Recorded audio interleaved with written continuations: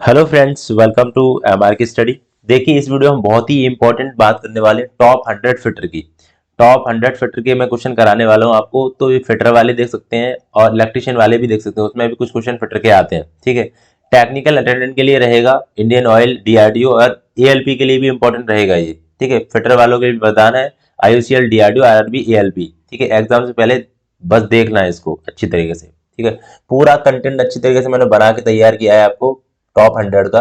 तो प्लीज सभी लोग सब्सक्राइब जरूर कर लीजिएगा, जल्दी से जल्दी सब्सक्राइब कर लो और लाइक जरूर कर देना।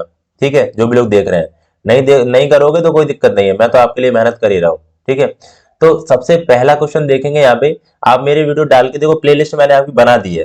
ठीक है, प्लेलिस्ट पूरी बना दी है, तो प्लेलिस्ट पे आप पूरा देख सकते हो। बाकी चलो देखते हैं, शुरू करते हैं। ठीक है, इसमें पहला क्वेश्चन देखो, ध्यान से देखिए। पहला क्वेश्चन क्या है, the first aid in case of snake bite.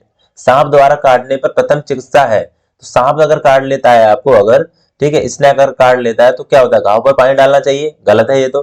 घाव पर एंटीसेप्टिक लगाना चाहिए, put antiseptic on wound, wound बोलते हैं। ठीक है, and to tie tie cloth around wound and cut the wound. मतलब कह रहा है ब्लीडिंग द ब्लड, मतलब कह रहा है घाव पर कपड़ा बांधना तथा खून बाहर आने देने के लिए घाव को काटना। ठीक है, एंड रब द वुड। तो सी आंसर इसका हो जाएगा। मगर आप सांप सांप अगर काट लेता तो क्या करते हैं अपन, जैसे मान लो सांप ने काट लिया आपको पाँव में, तो आप क्या करोगे, वहां पे अपना कपड़ा बांधोगे कस के उसको, फिर घाव जो होगा, ठीक है, जिसमें काटा होगा वहां पे आपको आपको वहां पे काटोगे किसी से, ब्लड निकालोगे, जो जहर होगा उसको बाहर निकालोगे। ठीक है, तो पहले क्वेश्चन का आंसर सी हो जाएगा। उसके बाद देखते हैं, यहाँ पे कह रहा है क्वेश्चन नंबर 2 देखिए, शरीर की सुरक्षा के लिए प्रयोग करते हैं, use to protect the body.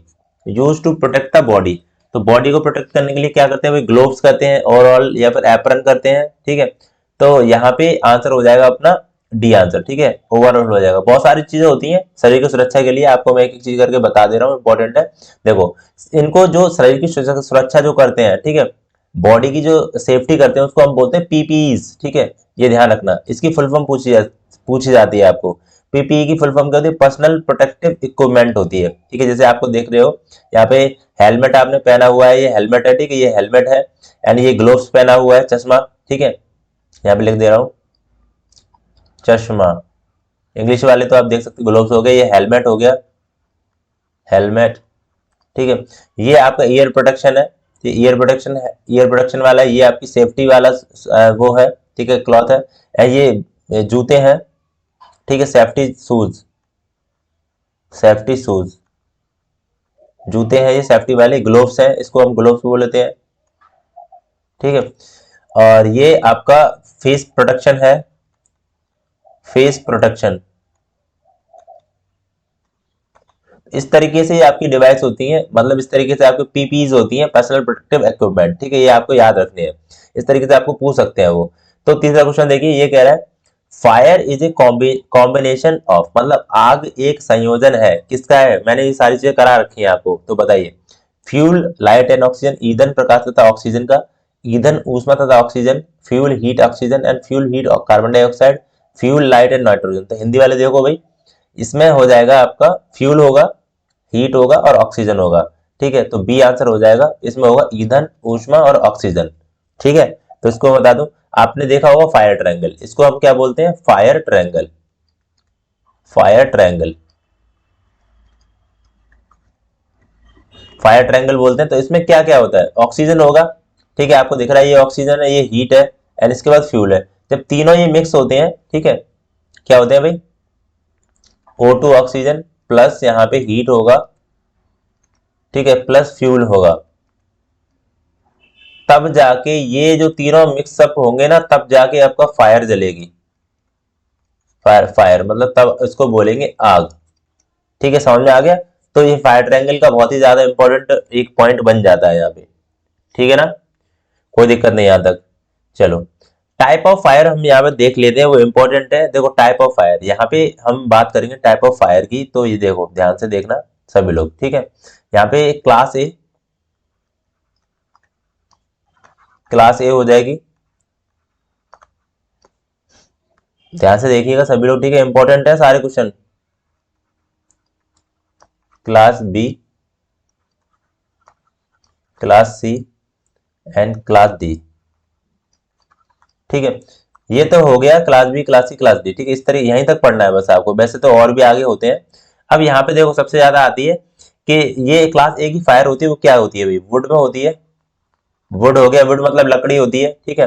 कोल हो गया, कोल मतलब कोयला हो गया, ठीक है। ये हो गया।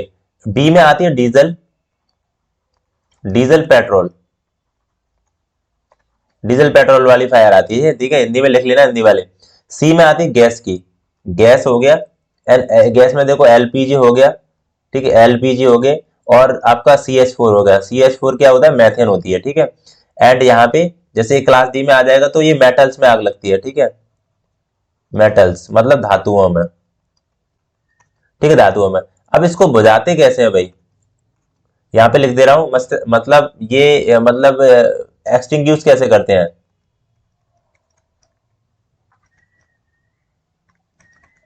एक्सटिंग्विश मतलब बुझाना, ठीक है, यहाँ पे लिख दे रहा हूं, बुझाना, ठीक है। इसको बुझाते कैसे हैं वो देखना है अभी। तो इसको कैसे बुझाएंगे, जैसे क्लास ए की फायर होगी तो उसको कैसे बुझाएंगे, वाटर से बुझा सकते हैं हम, वाटर, ठीक है, पानी हो गया। एंड यहाँ पे डीसीपी पाउडर हो गया, डीसीपी पाउडर। ये ऑप्शन में आए तो आप कर सकते हो उसको। डीसीपी की फुल फॉर्म होती है ड्राई केमिकल पाउडर, अभी लिख दूंगा मैं, ठीक है। एंड दूसरा डीजल पेट्रोल की आग लगी हो तो कैसे बुझाएंगे भाई, फॉर्म एंड डीसीपी, ठीक है। फॉर्म होता है इसको A FFF बोलते हैं, A FFF, ठीक है। एंड यहाँ पे होता है आपका डीसीपी, ठीक है। एंड गैस की फायर में क्या हो जाएगी भाई, गैस की फायर में DCP and water, DCP and water. And metal में क्या हो जाएगा आपका, यहां पे देखो आपका CO2 हो सकता है, CO2 कार्बन डाइऑक्साइड, ठीक है। And DCP and dust. तो बुझाने के लिए ये यूज करते हैं, ठीक है। डीसीपी की फुल फॉर्म होती है भाई ड्राई केमिकल पाउडर, ठीक है, ड्राई केमिकल पाउडर हो गया, ठीक है। ये चीज होती है। और आपने देखा होगा ये फायर एक्सटिंग्विशर जो होता है अपना, आग बुझाने वाला सिलेंडर होता है, उसमें CO2 गैस भरी होती है, ये भी क्वेश्चन पूछा जा सकता है, ठीक है। And DCP. एंड यहाँ पे एक इंपॉर्टेंट और आ जाता है कि सभी प्रकार की फायर जो होती है, मान लो कि क्लास डी की जो फायर होगी किससे बुझाएगी, बुझा जाएगी बताओ। तो यहाँ पे एक कार्बन टेट्राक्लोराइड और आता है, ठीक है, put off any type of fire, CCl4, ठीक है। कार्बन टेट्राक्लोराइड ऐसे करके आएगा आपका एक क्वेश्चन, देखो मैं बता दे रहा हूं आपको, देखो इसको हम कर सकते हैं CCl4, ठीक है, CTC भी बोलते हैं इसको। ये होता है कार्बन टेट्रा क्लोराइड, ठीक है। हिंदी वाले थोड़ा मैनेज कर लेना, लिख लेना, मैं बोल तो रहा हूँ ना कार्बन टेट्राक्लोराइड, कोई दिक्कत नहीं है। तो ये सारी चीजें इंपॉर्टेंट है, ये याद रखें, टाइप ऑफ फायर, ठीक है। अब यहाँ पे देखो, यहाँ पे देखो भाई नेक्स्ट क्वेश्चन देखते हैं, कह रहा है what is the colour of argon cylinder. बहुत अच्छा क्वेश्चन है भाई। आर्गन सिलेंडर से आपको क्वेश्चन पूछा है भाई कि आर्गन सिलेंडर का जो कलर जो होता है वो कैसा होता है, तो इसका आंसर हो जाएगा ए आंसर, ठीक है। डार्क ग्रीन होता है आर्गन सिलेंडर का, ठीक है। और आर्गन के आर को हम AR से डिनोट करते हैं, और आर्गन होती है, ये क्या होती है बताओ, वेल्डिंग भी यूज करते हैं, ठीक है, गैस वेल्डिंग में इसको यूज करते हैं, गैस वेल्डिंग, ठीक है, गैस वेल्डिंग भी यूज करते हैं। अभी आगे बताऊं गैस वेल्डिंग में क्यों यूज करते हैं, ये भी बात है, अभी मैं आगे सारी चीजें आपको बताने वाला हूं, ठीक है। चलो, अब यहाँ पे देखो ये हो गया एसिटिलीन, एसिटिलीन गैस वेल्डिंग में ये यूज करते हैं, गैस वेल्डिंग में, ठीक है, गैस वेल्डिंग। अब बहुत ज्यादा चंकित रह गए होगे तुम लोग, मतलब ये सोच रहे होगे सर मतलब आर्गन भी यूज करते हैं, एसिटिलीन भी यूज करते हैं, ऑक्सीजन भी यूज करते हैं, कौन सा इतने सिलेंडर कैसे यूज करते हैं, ठीक है। अभी तो एक बार में सब चीजें बता, एक बार में तो सब चीज नहीं बताऊंगा मैं, ठीक है, पूरा वीडियो देखना है आपको। एस्टिन, एस्टिन का होता है C2H2, इसको बोलते हैं एसिटिलीन, एस्टिलीन, ठीक है। ऑक्सीजन को आपको दिख रहा है O2 बोलेंगे इसको, ठीक है, O2 बोलेंगे। तो एस्टिलीन सिलेंडर कैसा होता है भाई, कलर कैसा होता है इसका, कलर आपको रंग पूछा जाए इसका रंग कैसा होता है तो ये होता है मरून कलर, मरून मतलब MAROON, ये ऑप्शन में आता है सीधे सीधे, इंपॉर्टेंट है ये क्वेश्चन, ठीक है। ये होता है black colour, black colour, black मतलब काला, काला रंग। ठीक है, तो ये क्वेश्चन सीधे पूछे जाएंगे आपसे एग्जामिनेशन के अंदर। ठीक है, अब देखो ये जो मैंने आपको बताया था आर्गन और गैस जो वेल्डिंग है उसको हम इनर्ट गैस पे यूज करते हैं, इसको हम क्या बोलते हैं, इनर्ट गैस, इनर्ट गैस। ठीक है, इनर्ट गैस। अब इनर्ट गैस क्या करती है भाई, इनर्ट गैस होती है बाहरी वातावरण वाली जो गैसें हैं, ऑक्सीजन और O2, ये सारी चीजों को रोकती है। आपको मैं एक वीडियो दूंगा वेल्डिंग का पूरा। ठीक है, आपको क्या करना है, मेरी बात सुनो पहले ध्यान से सभी लोग। मेरा फिटर का देखो, मेरा फिटर का एक एक ग्रुप है, MRKSTUD, स्टडी ITI, ये एक ग्रुप है मेरा टेलीग्राम का, टेलीग्राम का ग्रुप है, इसमें मैं वीडियो दे दूंगा। ठीक है, मोस्ट इंपोर्टेंट वीडियो दे दूंगा अभी। ठीक है, इंडियन ऑयल की जो तैयारी कर रहे हैं, फिर DRDO की तैयारी कर रहे हैं, वहां पे सारे इंपॉर्टेंट वीडियो में आपको मिलते रहेंगे और एक एक चीज मैं आपको क्लियरली वहां पे भेजूंगा। ठीक है, बस देख लेना है चुपचाप। तो ये चीजें हो गई, कोई दिक्कत नहीं यहाँ तक। अब देखो यहाँ पे कह रहा है क्वेश्चन नंबर 5 में, विद्युत से लगी आग को बुझाया जाता है, इलेक्ट्रिकल फायर इज एक्सटिंग्विश्ड। तो विद्युत से लगी आग कैसे बुझाएंगे भाई, देखो हमने अभी पढ़ा था, हमने पढ़ा था ना, विद्युत मेटल में आग लग रही है तो कैसे बुझाएंगे, CO2 से बुझा सकते हैं, DCP से, डस्ट से, या फिर CCl4 से, या फिर CTC से। ठीक है, तो आंसर कौन सा हो जाएगा भाई इसमें, देखो CTC। ठीक है, डी आंसर हो जाएगा, carbon tetra chloride, carbon tetra chloride. ठीक है, इसकी फुल फॉर्म पूछी जाती है कि CTC की फुल फॉर्म क्या है। ठीक है, चलो आगे देखिए, क्वेश्चन इस तरीके से सीधे सीधे पूछा गया है, लेकिन आपको जो वो देगा कलर ऑफलाइन जो एग्जाम होगा उसमें तो नहीं आएंगे इस टाइप के कलर, लेकिन ऑनलाइन जब होता है आपका एग्जाम तो कलर दिखाता है। ठीक है, इस तरीके की, जैसे मैंने आपको सेम टू सेम क्वेश्चन दिखाया। तो देखो क्या कह रहा है, which of these symbol is use to shown toxic hazard, मतलब कह रहा है कि जहर, जहर के खतरे को दिखाने के लिए इनमें से कौन सा संकेत प्रयुक्त होता है। तो जहर, जहर मतलब क्या होता है, जहर का मतलब क्या होता है, पॉइजन होता है। ठीक है, पॉइजन बोलते हैं, जहर बोलते हैं इसको, इंग्लिश वाले पॉइजन। ठीक है, तो इस तरीके से लिखा होता है, ये पता होना चाहिए आपको। देखो पॉइजन की जगह पे जहर, देखो कभी कभी क्या होता है इंग्लिश में लिखे होते हैं सारे, हिंदी में नहीं लिखे होंगे, कोई उर्दू जानता है तो उर्दू में तो नहीं लिखे होंगे। तो मैं आपको बता दूं, इंग्लिश ज्यादातर मस्ट के, इंग्लिश में थोड़ी चीजें सीखना चालू करो। ठीक है, ये चीजें होंगी। तो ये हो गए आपके क्या, बताओ भाई ये क्या हो जाएंगे, ये इसका आंसर जो हो जाएगा वो हो जाएगा हमारा ए ऑप्शन। ठीक है, ए ऑप्शन यहाँ पे हो जाएगा। ठीक है, जो पॉइजन वाला हो जाएगा वो ए ऑप्शन हो जाएगा, वेट करना थोड़ा। अब देखो मैं कुछ इंपॉर्टेंट चीज और बताऊंगा आपको अभी यहाँ पे। चलो ये क्वेश्चन देखो, क्वेश्चन नंबर 7 देखो, कह रहा है चित्र में दर्शाया गया चिन्ह किस प्रकार, किस वर्ग में आता है। बहुत ही इंपॉर्टेंट है ये क्वेश्चन। तो इसका आंसर क्या हो जाएगा, देखो चित्र में ये है, तो ये क्या है, सेफ्टी शूज का है, सेफ्टी शूज मतलब सेफ्टी जूते हैं ये। ठीक है, इस तरीके से तो आपको चित्र दिखाया जाएगा, इस तरीके से पूछेगा किसका है, मतलब मैंडेटरी का है, इंफॉर्मेशन का है, या फिर प्रोहिबिटेशन का है, फिर वार्निंग का है। तो मैं आपको बता दूं यहाँ पे इसका आंसर क्या हो जाएगा बताओ, मैंडेटरी।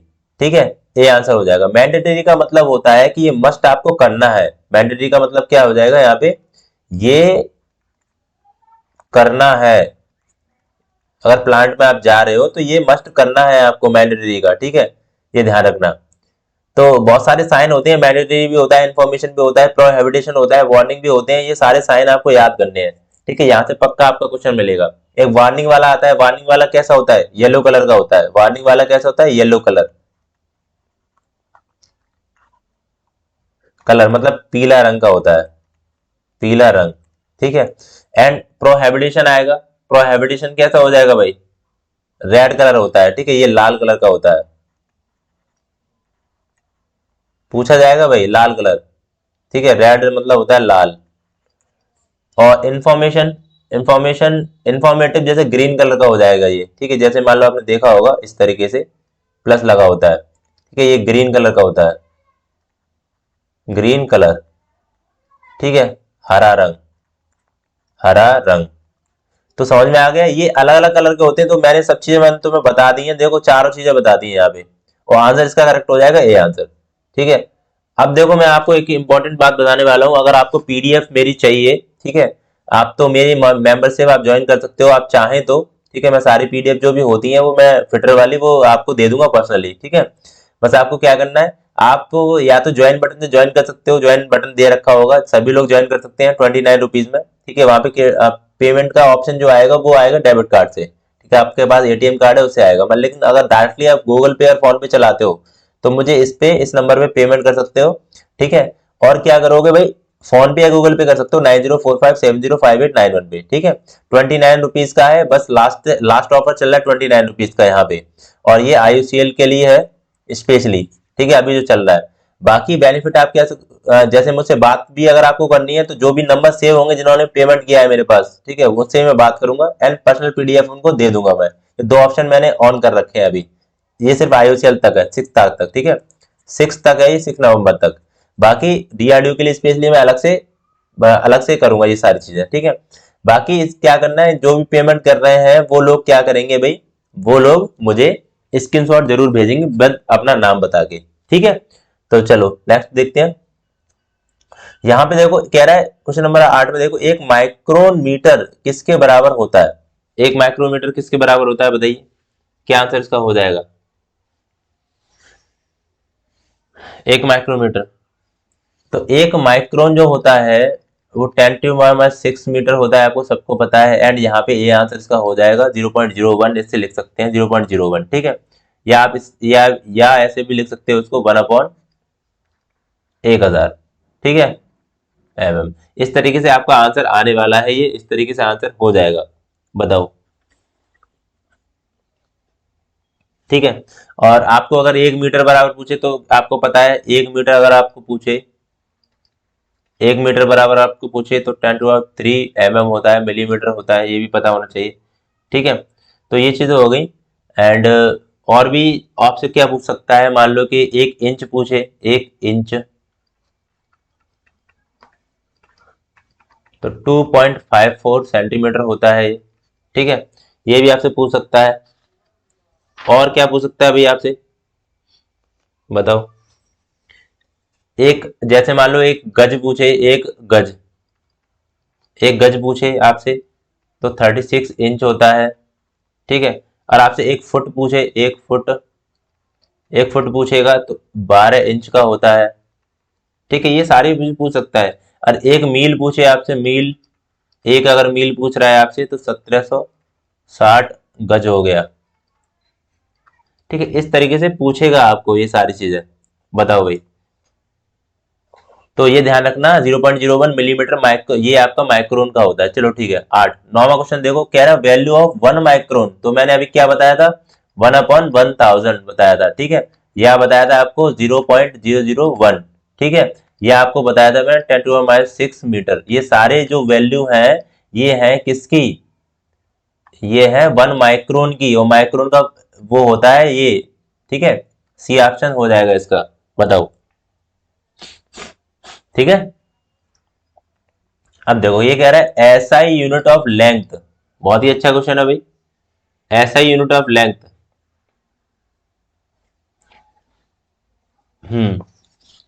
जो लंबाई का जो वो होता है आपका, वो क्या होता है, मिलीमीटर होता है, किलोमीटर होता है, मीटर होता है, फिर एसआई सिस्टम यूनिट होता है। तो यहाँ पे आंसर क्या हो जाएगा बताओ, करेक्ट आंसर हो जाएगा मीटर, ठीक है, मीटर हो जाएगा। अब यहाँ पे देखो, यहाँ पे कुछ मैं बता दूं, यूनिट बता दूं, जैसे लेंथ होती है अपनी लंबाई, लंबाई का क्या होता है भाई,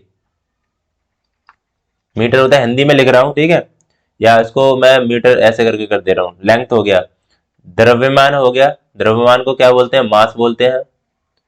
और मास को कैसे करेंगे भाई, किलोग्राम में हो जाएगा, किलोग्राम में, ठीक है, केजी। एंड उसके बाद क्या आ जाता है, टाइम आ जाता है अपना, टाइम क्या होता है, समय, और समय का क्या होता है, सेकंड होता है। हिंदी वाले मैनेज कर लेना, ठीक है। एंड यहाँ पे आपका आ जाएगा electric current, electric current,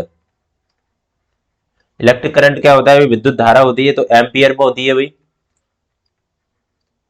ampere होता है, ठीक है, एम्पियर, एम्पियर को ए से करते हैं विद्युत धारा, ठीक है। एंड इसके बाद आपको टेम्परेचर की पूछा जाए, टेम्परेचर, टेम्परेचर मतलब क्या होता है, ताप, ठीक है। और ताप की क्या होती है भाई, केल्विन होती है, केल्विन में नापा जाता है, ठीक है, केल्विन के। इसके बाद आपका क्या आ जाएगा, पदार्थ की मात्रा आ जाएगी, मतलब अमाउंट ऑफ सब्सटेंस, मैं यहाँ पे हिंदी में भी लिख दूंगा, ठीक है, अमाउंट ऑफ सब्सटेंस मतलब पदार्थ की मात्रा, पदार्थ की मात्रा, ठीक, किस में करी जाती है, मोल में करी जाती है, मोल, ठीक है, मोल हो गया।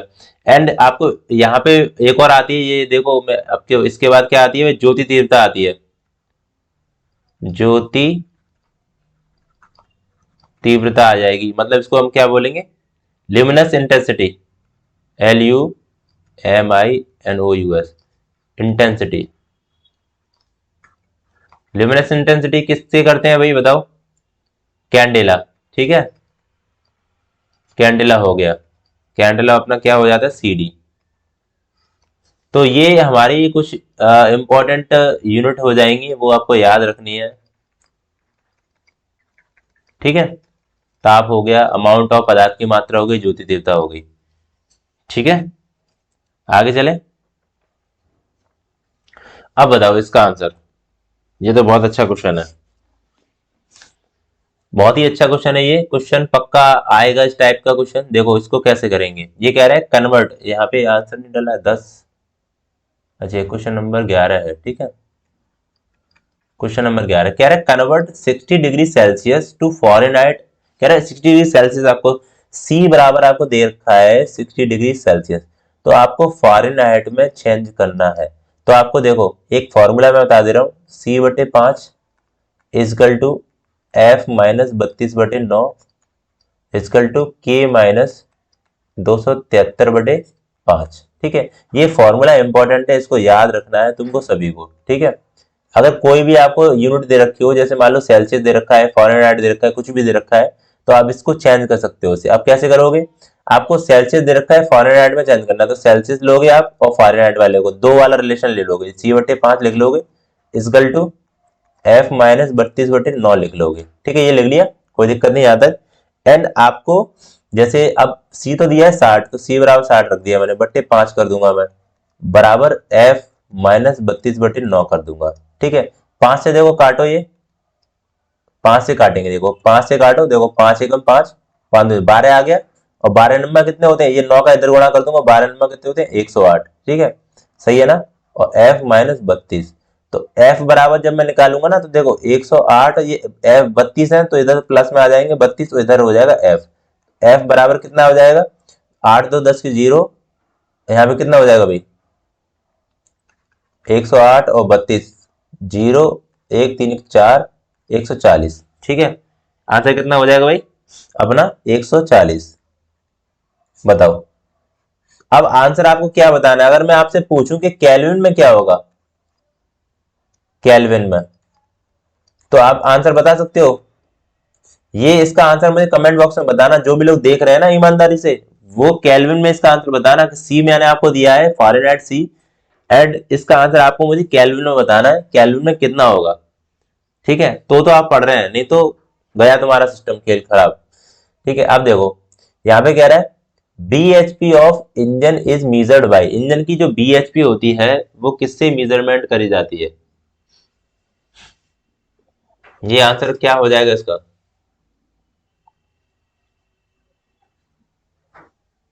इंजन की BHP होती है, देखो BHP की फुल फॉर्म क्या होती है, पहले तो ये पता होना चाहिए, braking horse power, brake horse power, brake horse power होती है, ठीक है, ये आपको पता होना चाहिए। एंड आपको यहाँ पे एक चीज और मालूम होनी चाहिए, ब्रेक हॉर्स पावर 746 आपका क्या हो गया, ब्रेक हॉर्स पावर। एंड आपको देखो ब्रेक हॉर्स पावर जो होता है वो क्या मेजरमेंट करता है भाई, डायनोमीटर हो गया, ठीक है, डायनोमीटर हो जाएगा, BHP से हम मापित क्या करते हैं, डायनमोमीटर, ठीक है। अब मैं आपको एक चीज और बताऊंगा, यहाँ पे सबसे ज्यादा इंपॉर्टेंट चीज बताने वाला हूँ, ध्यान से देखिएगा, सबसे ज्यादा इंपॉर्टेंट चीज बताने वाला हूँ मैं यहाँ पे, ठीक है, सभी लोग ध्यान से देखिएगा। तो देखो मेरी बात सुनो पहले, एक हॉर्स पावर, एक आपको BHP पूछेगा तो 746 वाट हो जाता है, आपको पता होना चाहिए 746 वाट, ठीक है, पता है ना। अश्व शक्ति बोलते हैं इसको 746 वाट। क्या बोलते हैं भाई? अश्व शक्ति, अश्व शक्ति, ये आपको पूछा जा सकता है, ठीक है। 746 वाट हो गया।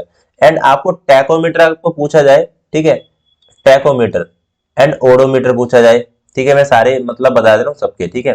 टैकोमीटर पूछा जाएगा तो आपका रोटेशन ऑफ स्पीड, ठीक है, यहाँ पे लिख दे रहा हूँ हिंदी और इंग्लिश में दोनों में, ROTATION, रोटेशन ऑफ स्पीड। जैसे आपको जैसे आपको मोटर की गति हो गई, मोटर की गति तो रोटेट करती है ना। जैसे मान लो कि मोटर रखी है आपकी ये, ठीक है, ये मोटर रखी है इस तरीके से,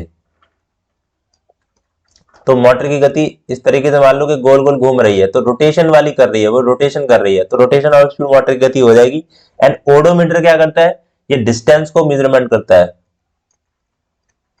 डिस्टेंस क्या होती है? दूरी होती है। जैसे आपने मोटर बाइक में देखा होगा, मोटर बाइक में,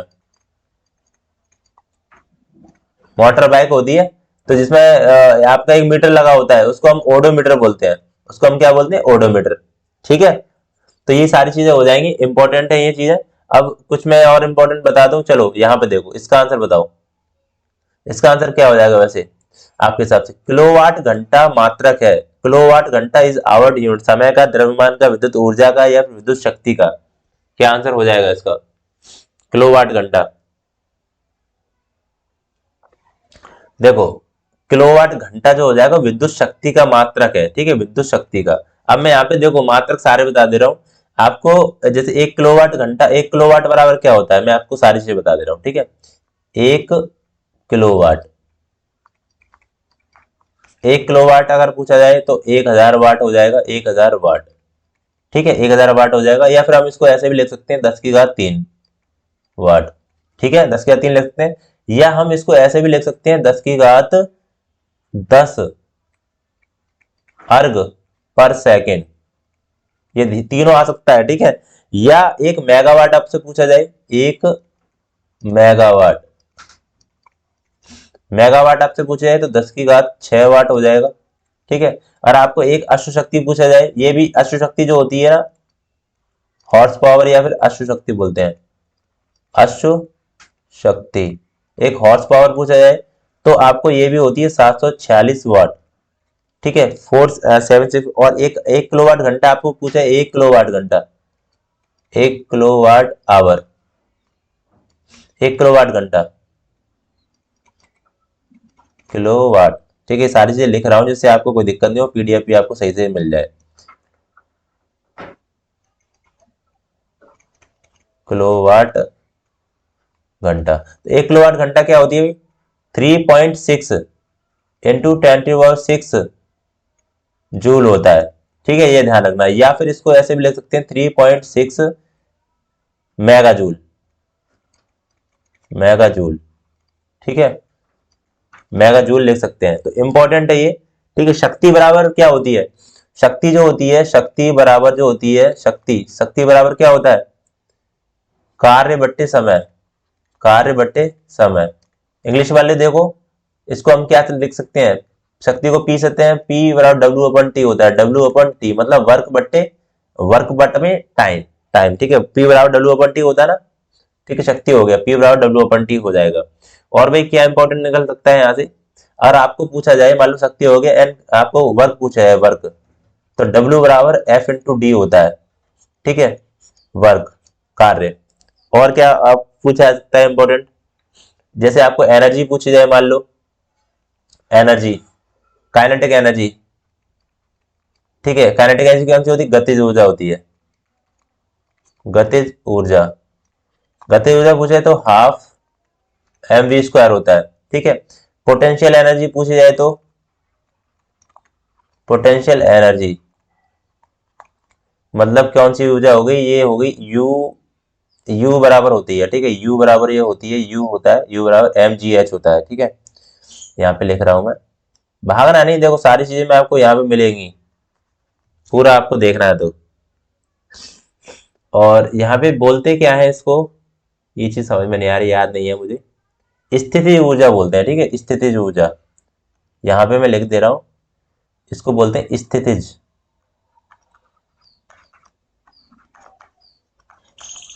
स्थितिज ऊर्जा हो गया, ठीक है। यू बराबर mgh। आपको अगर पूछा जाए, मान लो कि मैकेनिकल एनर्जी क्या होती है, मैकेनिकल एनर्जी, तो मैकेनिकल एनर्जी जो होती है वो काइनेटिक एनर्जी प्लस यहाँ पे पोटेंशियल एनर्जी होती है। इसको हम क्या बोलते हैं, पीई बोलते हैं, पोटेंशियल एनर्जी, ठीक है। तो मैकेनिकल एनर्जी जो होती है वो यांत्रिक ऊर्जा बोलते हैं इसको, यांत्रिक ऊर्जा। और यांत्रिक ऊर्जा बराबर क्या हो जाएगा, गतिज ऊर्जा प्लस स्थितिज ऊर्जा, स्थितिज ऊर्जा। बोलो भाई, तो यहाँ पे इंपॉर्टेंट चीजें हो गई ना ये सारी, बोलो, ठीक है। जी, यहाँ से क्वेश्चन बन सकता है आपका इस तरीके से, अगर आपको फॉर्मूला पूछा जाए तो, ठीक है। चलो आगे, और क्या हो सकता है इसका आंसर बताओ। कह रहा पायरोमीटर निम्न से मापने के लिए प्रयोग किया जाता है, बताओ इसका आंसर क्या आप दे सकते हो।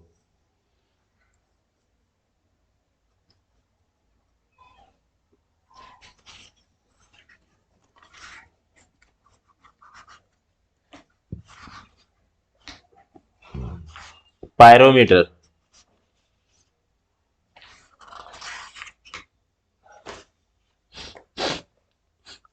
बताओ भाई।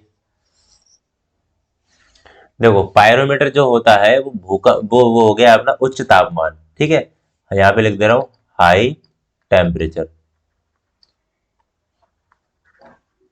हाई टेम्परेचर हो गया। भूकंप की तीव्रता होती है वो सिस्मोग्राफ से, ठीक है, सिस्मोग्राफ, यहाँ पे लिख रहा हूं इंग्लिश में। सिस्मो वायु दाब हो गया, वो क्या हो जाएगा भाई, बैरोमीटर हो जाएगा, बैरोमीटर।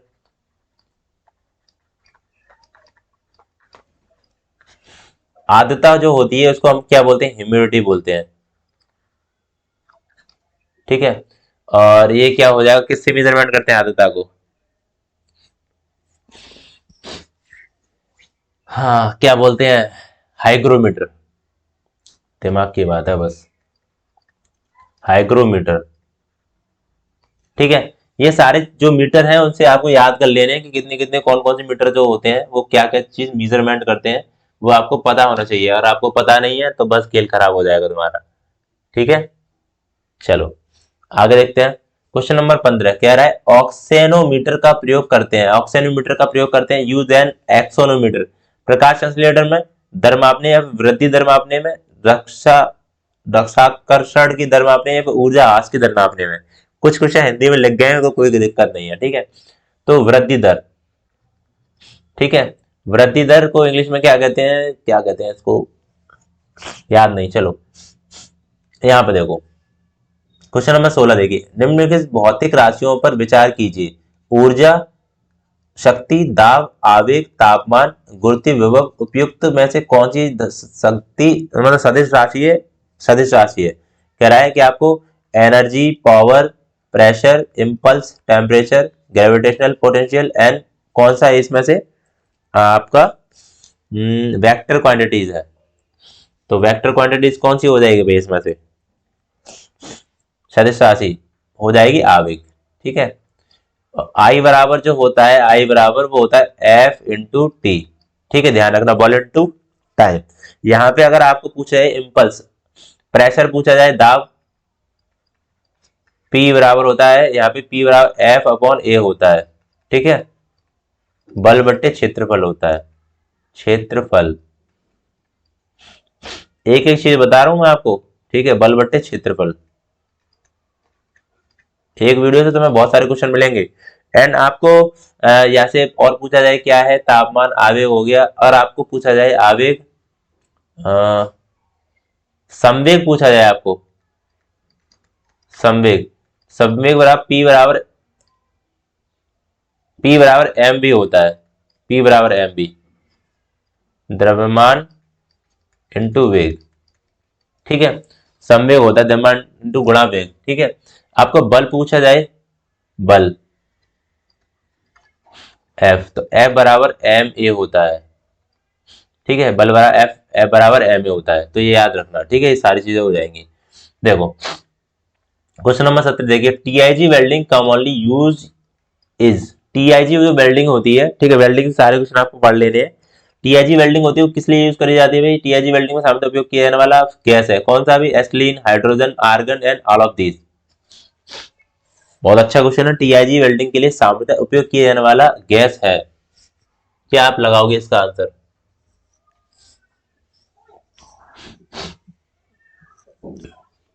देखो यहाँ पे बहुत ज्यादा कंफ्यूजन की बात हो जाएगी। ये कह रहा है टीआईजी वेल्डिंग में के लिए सामने उपयोग किया जाने वाला गैस है। देखो यहाँ पे टीआईजी में, अच्छा अच्छा ठीक है, अब समझना, गैस वेल्डिंग जो होती है, गैस वेल्डिंग में हम क्या क्या यूज करते हैं? C2H2 करते हैं, प्लस ऑक्सीजन भी करते हैं, ठीक है, करते हैं ना।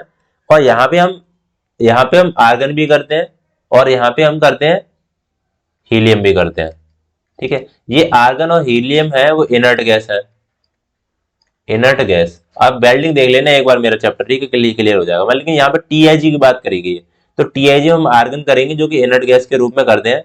लेकिन टीआईजी की फुल फॉर्म आपसे पूछी जाए तो होती है यहाँ पे tungsten, tungsten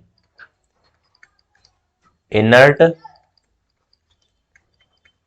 gas welding, English में लिख दे रहा हूं, टंगस्टन इनर्ट गैस वेल्डिंग, ठीक है। इलेक्ट्रोड जो होता है यहाँ पे टीआईजी में पूछा जाएगा आपको, इलेक्ट्रोड, इलेक्ट्रोड होता है वो टंगस्टन का होता है यहाँ पे, ठीक है, ये ध्यान रखना, टंगस्टन का इलेक्ट्रोड बना होता है। चलो आगे देखते हैं। कह रहा है स्टील रूल बनाया जाता है, बहुत ही अच्छा क्वेश्चन है। स्टील रूल जो होता है वो किसका बनाया जाता है बताइए? स्टील रूल जो होता है किसका बनाया जाता है? तो स्टील रूल जो होता है वो स्प्रिंग स्टील का, ठीक है। या फिर आपको इसकी जगह पे आपको बोल दिया जाए हाई कार्बन, सबसे ज्यादा कंफ्यूजन कहाँ होता है? High carbon spring, spring steel, इस तरीके से अभी ऑप्शन आएगा, ठीक है, स्प्रिंग स्टील वो बोलेंगे। तो ये चीजें हो गई। बाकी अगर आपको एक चीज और पूछी जाए, मान लो कि HSS क्या होता है, ठीक है, HSS, तो इसका मतलब होता है हाई स्पीड स्टील, ये तो इसका आंसर हो जाएगा, ठीक है, ये इसका आंसर हो जाएगा, high high carbon spring steel. HSS क्या होता है? हाई स्पीड स्टील होता है, ठीक है। इसका एक कोड याद करो, 1841, ठीक है, 1841 कोड याद करो। इसमें देखो 18, 4 और 1, 18% क्या होता है? टंगस्टन होता है, ठीक है, यहाँ पे टंगस्टन लिख रहा हूं, टंगस्टन, टंगस्टन हो गया। एंड 4% क्या होगा? क्रोमियम,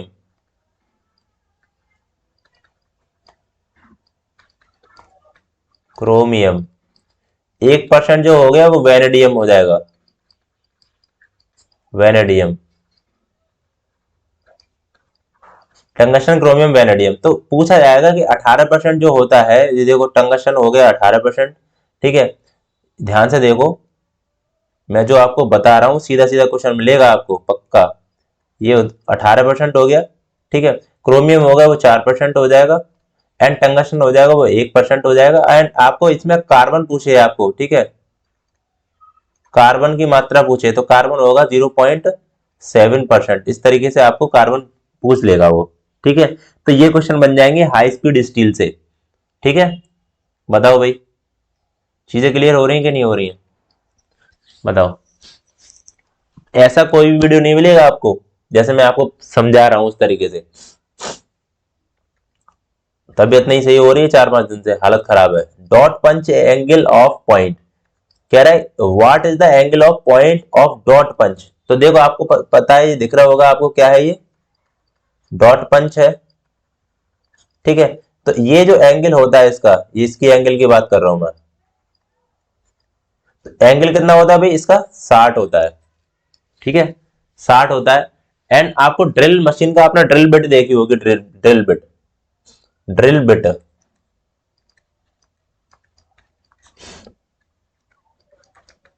ड्रिल, उसका एंगल कितना होता है? 118 डिग्री होता है। ठीक है, याद रखना, इंपॉर्टेंट है ये भी, ये मैंने एक्स्ट्रा पॉइंट बता रखा है आपको। बोलो भाई, सभी लोगों को चीजें क्लियर हो रही होंगी? यहाँ पे मैं कमेंट देख रहा हूँ, बस सीधे सीधे आपको बता रहा हूँ, सारी चीजों को ध्यान से देखिएगा। यहाँ पे देखो कि कह रहा है स्क्राइबर आर मेड ऑफ, बहुत ही इंपॉर्टेंट है और ज्यादा पूछा जाता है ये क्वेश्चन। तो स्क्राइबर आपको दिख रहा होगा, ये क्या है? स्क्राइबर आपको दिख रहा होगा, ये स्क्राइबर है, एक छोटा सा टूल होता है नुकीला सा।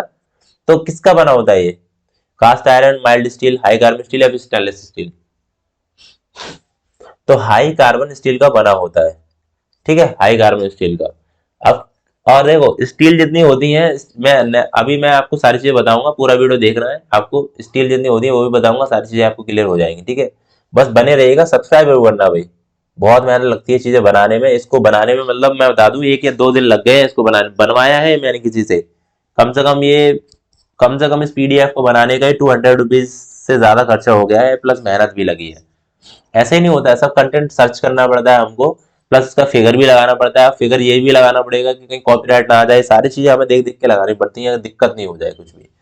देखो ये कह रहा है which of the following use for cutting की एंड ग्रूव, कह रहा है कि कटिंग की एंड ग्रूव के लिए। ठीक है, निम्न में से की वे एक ग्रूव्स को काटने के लिए किसका उपयोग करेंगे? जैसे मान लो कि आपके पास ये बॉडी है कोई भी, ठीक है, ये बॉडी है।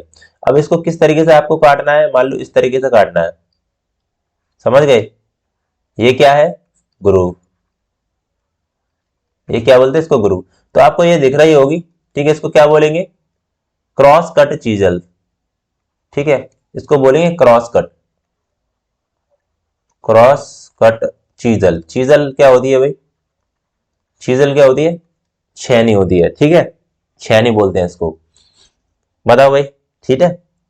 चलो क्वेश्चन नंबर 22 देखो, the tool use to indicated mark the length of pipe to be cut is, काटने के लिए पाइप की लंबाई को सूचित चिन्ह बनाए करने हेतु उपयोग किया जाने वाला उपकरण है, वो क्या बोलते हैं? हैमर बोलते हैं, स्क्राइबर होता है, नेल्स बोलते हैं, स्क्रू बोलते हैं। तो देखो अभी मैंने आपको दिखाया था, स्क्राइबर होता है। ठीक है, जैसे मान लो कि आपने tool indicate mark and tool, देखो जैसे मान लो आपका पाइप है, ये कोई पाइप है या कुछ भी हो, आपको कुछ भी मार्क करना है मान लो, ठीक है, मार्क करना है यहाँ पे इस तरीके से, इस तरीके से। तो आप किससे करोगे? स्क्राइबर से करोगे, स्क्राइबर से करोगे। और मैंने अभी सब चीज दिखाई दी, ये स्क्राइबर है, इससे करते हैं।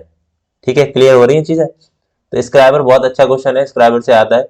अब यहाँ पे देखो क्वेश्चन नंबर 23 देखो, क्वेश्चन नंबर 23 कह रहा है gauge is use to check the clearance between two mating surface. बहुत ही इंपॉर्टेंट है भाई, 23 का क्वेश्चन इंपॉर्टेंट है, वेरी मोस्ट इंपॉर्टेंट क्वेश्चन है ये, पक्का यहाँ से क्वेश्चन बनेगा। कह रहा है दो मैटिंग पार्ट, दो सतह को बीच क्लियरेंस को मापने के लिए, क्लियरेंस का मतलब क्या होता है बताओ? क्लियरेंस का मतलब होता है छोटी सी जगह, बहुत ही छोटी जगह। ठीक है, जैसे मान लो कि छोटी जगह क्या है, कि आपको मैं एक बात बता दूं, मैं फॉर एग्जांपल मैं आपको तो समझाना, समझना, ठीक है, समझने के लिए समझ सकते हो।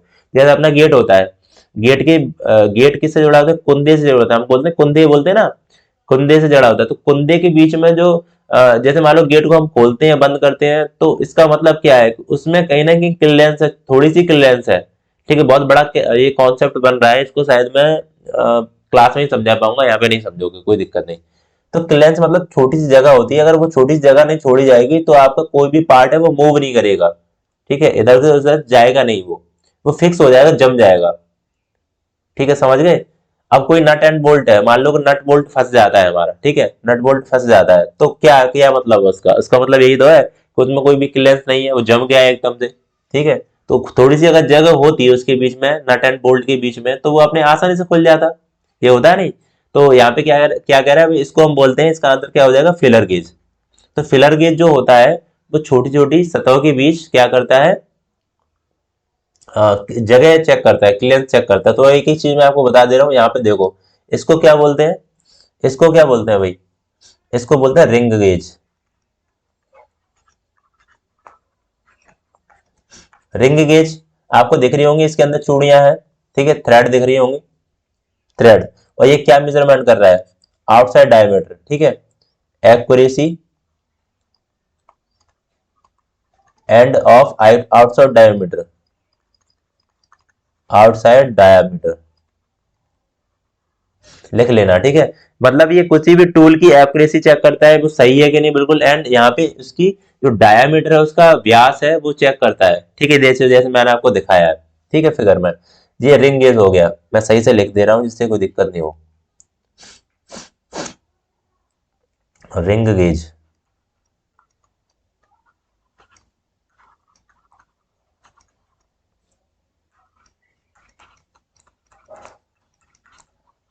Ring gauge. अब देखो ये क्या होता है, feeler gauge, feeler gauge.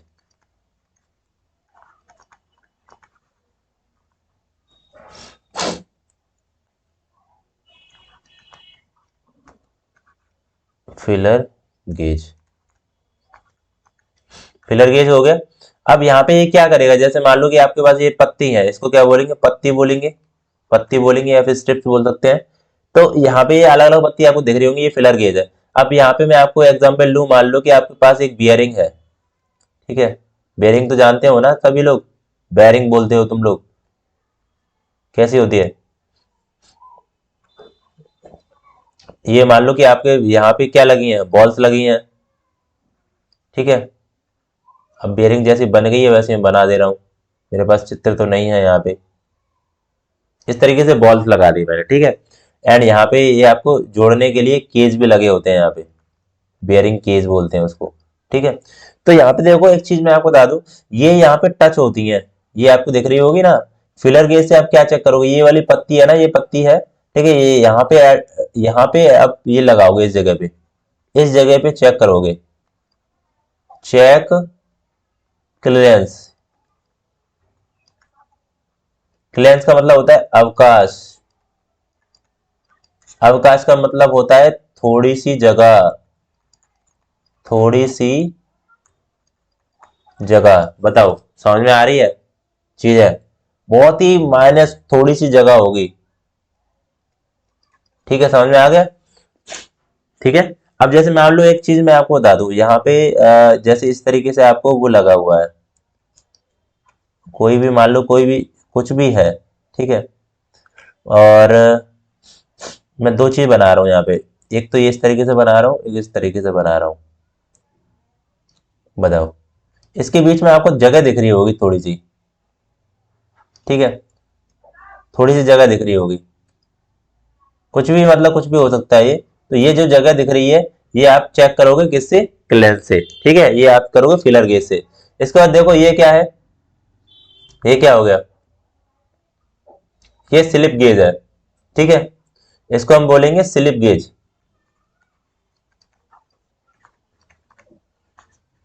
Slip gauge.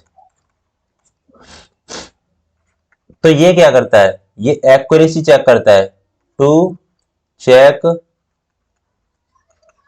The accuracy of, अभी सबका बताऊंगा हिंदी में, ठीक है, एक्यूरेसी ऑफ माइक्रोमीटर,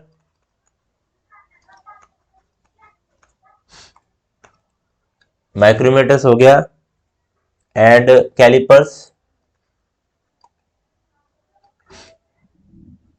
ठीक है। माइक्रोमीटर एंड कैलिपर्स की एक्यूरेसी चेक करता है ये, पता है, ये क्या है, एक तरीके के ब्लॉक होते हैं, आपको दिख रहे होंगे, देखो स्टील जैसे ब्लॉक है ये, इनका मटेरियल भी कुछ अलग होता है। तो इस ये क्या करते हैं, जितने भी हमारे मेजरिंग इंस्ट्रूमेंट है, ठीक है, उसकी एक्यूरेसी चेक करेगा, मतलब एक्यूरेसी का मतलब यथार्थता बोलते हैं आप, एक्यूरेसी का मतलब क्या हो जाएगा, यथार्थता, मतलब ये चेक करेगा, मतलब ये बिल्कुल सही है या नहीं है, इससे ये चेक करेंगे, ठीक है। ये क्या है, स्लिप गेज है, ठीक है, चीजें समझ में आ रही हैं। अब लिख लेना, ठीक है, ये क्या करेगा, मैं अब लिख दे रहा हूं, जितने भी माइक्रोमीटर हैं, माइक्रोमीटर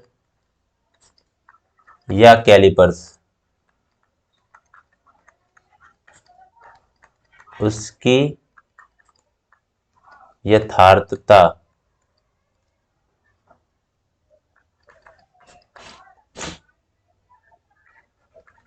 चेक करता है,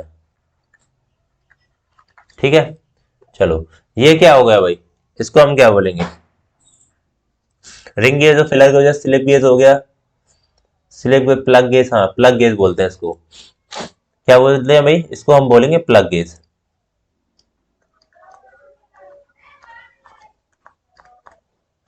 प्लग गेज भी बोल देंगे, या इसको हम क्या बोलेंगे, नो और गो गेज। बताओ, ठीक है, चीजें समझ में आ रही होंगी इसको, या इसको बोल सकते प्लग गेज या नो गेज।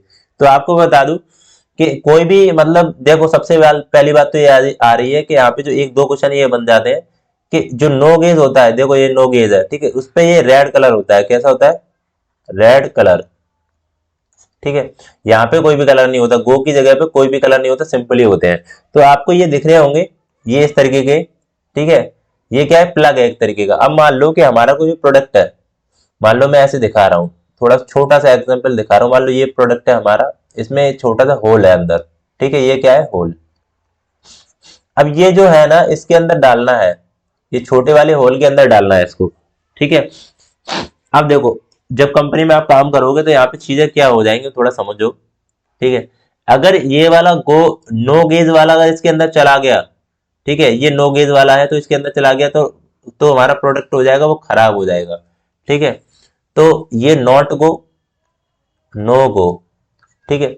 एंड ये वाला हिस्सा है, ये वाला इसके अंदर अगर गया, इसके अंदर ये गो वाला है, तो प्रोडक्ट हमारा कैसा हो जाएगा, प्रोडक्ट हमारा सही हो जाएगा, करेक्ट, ठीक है, करेक्ट प्रोडक्ट हो जाएगा। और ये नो गो वाला अगर चला गया, ये मान लो ये चला गया इसके अंदर, तो हमारा प्रोडक्ट खराब हो जाएगा।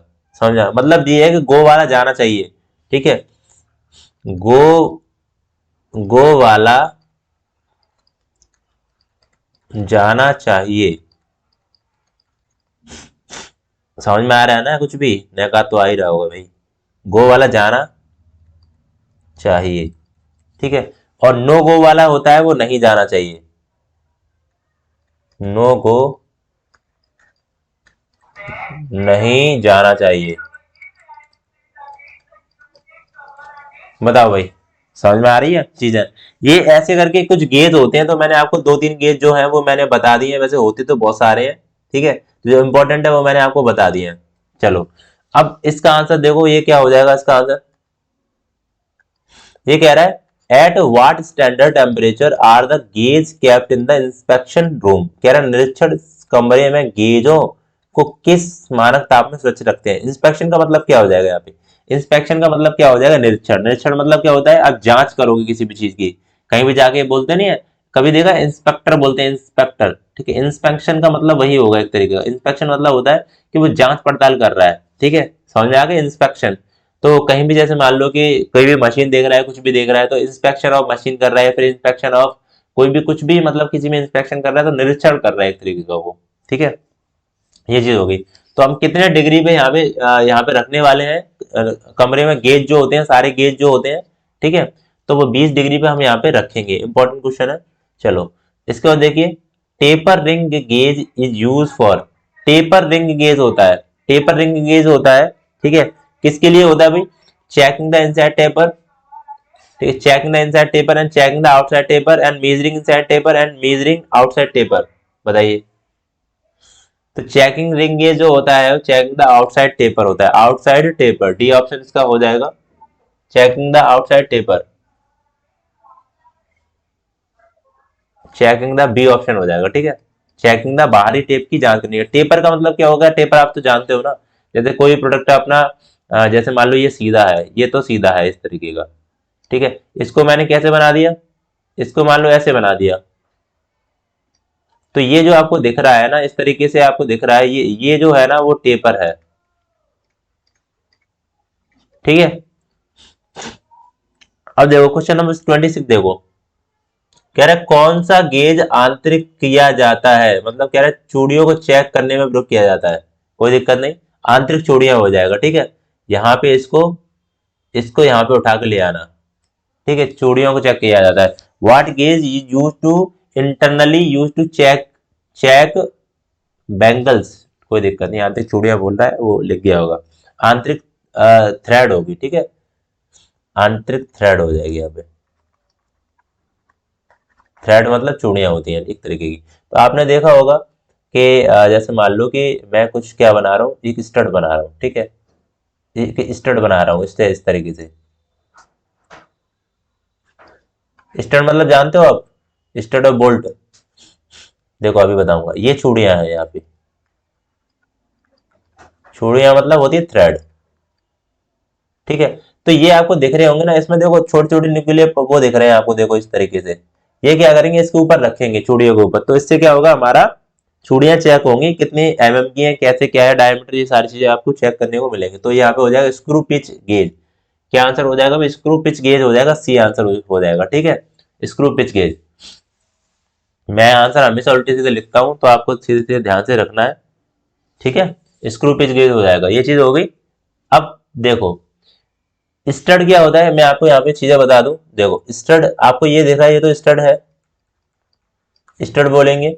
एंड बोल्ट क्या हो जाएगा आपका, बोल्ट मान लो इस तरीके से आपको ये हो जाएगा, इस तरीके एक तरफ हेड होता है उसमें, ये मान लो चूड़ियां हो गई इस तरीके से, ठीक है। तो इसमें होता है हेड, ठीक है, ये क्या हो गया, ये हेड बोलते हैं इसको। इसमें नो हेड, नो हेड मतलब दोनों तरफ ही ऐसे होगा बिल्कुल, ठीक है, हेड नहीं होगा इसमें। चलो हाँ,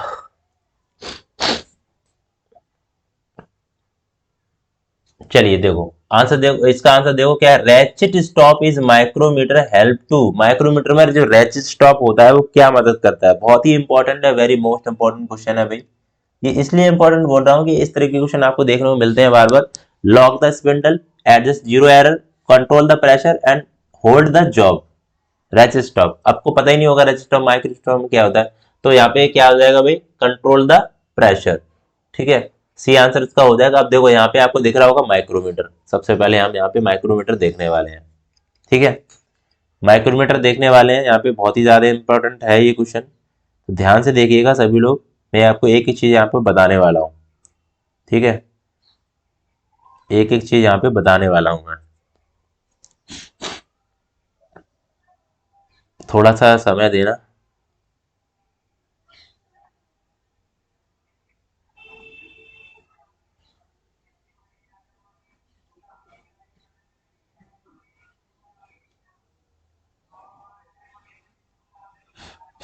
देखो यहाँ पे आपको देखो एक एक चीज पार्ट दिख रही होगी, ये माइक्रोमीटर आपके सामने, ये क्या है माइक्रोमीटर। तो यहाँ पे देखो एनविल होता है, ये एनविल हो गया एक पार्ट।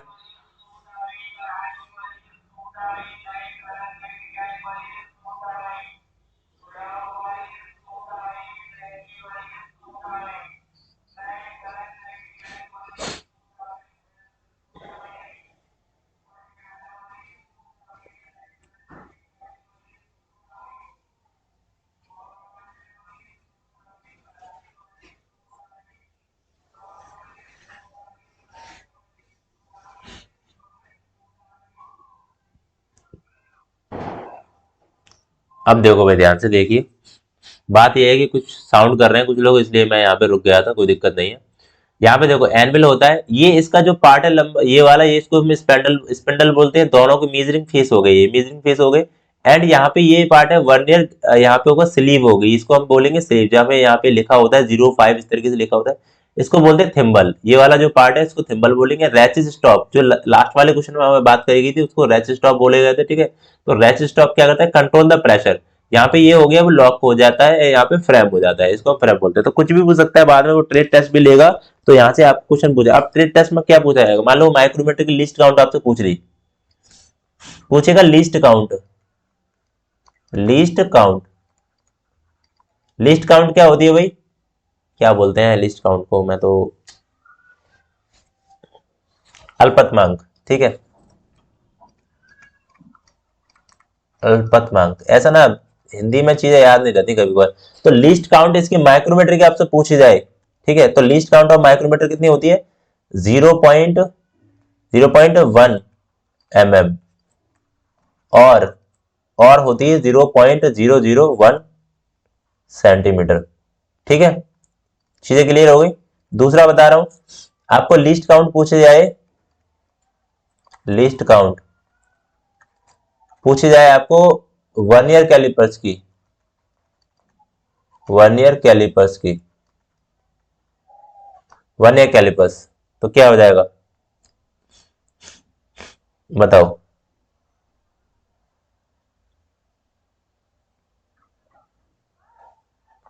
वर्नियर कैलिपर्स की लीस्ट काउंट कितनी हो जाएगी?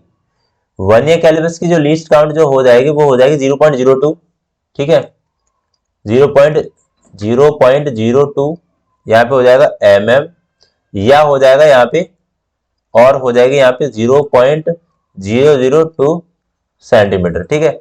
आपको स्टील रूल की पूछी जाए, least count of steel rule, steel rule का मतलब हो गया आपका स्केल, तो ये होता है 0 पॉइंट कितना हो जाएगा बताओ, 0 पॉइंट कितना होता है, 5 होता है या फिर कितना होता है बताइए, पता है? 0.5 होता है, ठीक है, 0.5 होता है। तो कोई भी माइक्रोमीटर की पूछी जाए आपको, कोई भी माइक्रोमीटर की पूछी जाएगा लिस्ट काउंट, तो जैसे इनसाइड माइक्रोमीटर हो गया, आउटसाइड माइक्रोमीटर हो गया, देखो अल्पतमांक होती है सबसे छोटी माप जिसको मापा जा सके, ठीक है, इंस्ट्रूमेंट के द्वारा, उसको बोलते हैं अल्पतमांक या फिर लीस्ट काउंट बोलते हैं, ठीक है। तो ये चीज हो गई, तो लीस्ट काउंट पूछी जा सकती है भाई, याद रखना।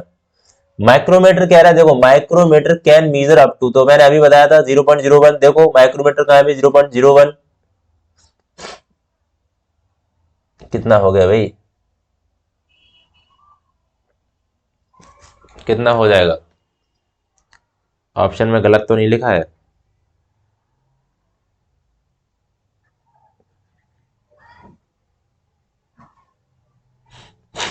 ऑप्शन में गलत तो नहीं लिखा है? माइक्रोमीटर क्या होगा भाई 0.01, मैंने ही थोड़ा सा गलत लिख दिया है इस जगह पे, कोई दिक्कत नहीं, ठीक है। देखो यहाँ पे मैं थोड़ा सा मिस्टेक हो गई है जल्दी लिखने में, ठीक है, यहाँ पे मैं सही कर रहा हूँ, 0.01 होता है, ठीक है, होता है।